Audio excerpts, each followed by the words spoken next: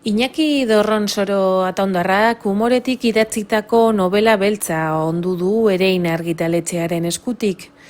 Azpijokoa, Azpiazun estreinako liburua du idazleak eta Usta gorria sail beltzean ikusi du argia. Moldez genero beltzekoa den liburua dugu, umorez bustia, umoretik idatzia eta umorearekin gidatua, bereziki pertsonaien hartu emanak eta elkarrizketek ematen diote ritmo bisi eta umoretsu hori. Eta misterio txiki batetik hasiko zaigu, handitzen joango da, eta Estolda zuloaren bukerarako iristen garenerako, zorte pixka batekin irakurlea irribarrez edukiko dugu, eta eskuzabalenek Bale Algaratxoren bat ere agian egingo digute. Egia esan, liburuaren hasieran neukan kuriosidadea zen, nik Bilbon estudiatu nuen lehenengo aldiz, gero ja gauza asko egin dugu bizin, eta konturatzen nintzen ura zela ezagutzen nuen hiri bakarra, markatuko diote gainentziko hirietakoak, eta konturatzen nintzen gure ere erdera zela. Eta esaten nuen, zer izango litzateke hiri bat, mundu guztia euskeraz, edo hizkuntza behikularra euskara izango balitz.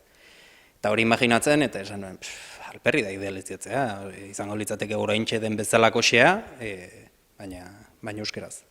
Eta hortik, badaukagu hiri bat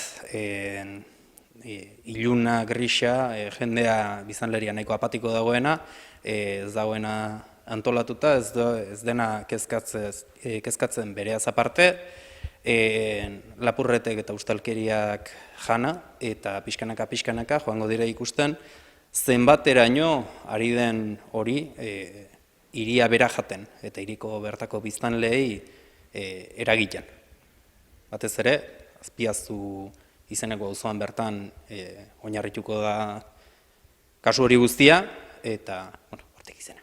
Pertsonaia nagusiak ditugu Miren Arrieta kazetari ausarte eta muturluzea, batez ere muturluzea, eta Alfontxo detektibea, Inaziok esan duen bezala, Alfontxo detektibea dugu detektibe zaharren moldeko ziniko, serio, horietakoa, realista, pragmatiko horietako bat,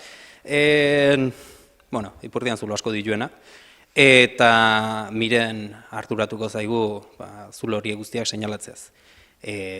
Bien arteko dinamika horretan, oinarrituko zaigu liburua, hortik tiraka joango zaigu, eta batak besteari botatzen dizkibenekin eta elkarrengandik jasotzen dituztenekin, tira zea horretan joango zaigu liburua. Beste abenturaren bat dut, landu nahi ditut Miren eta Alfontxorekin sortu zaizkidan pertsonaia batzu batez ere, ze pertsonaiak sortzen dira eta momentuan ikusten duzu, kontxo, ze majoa?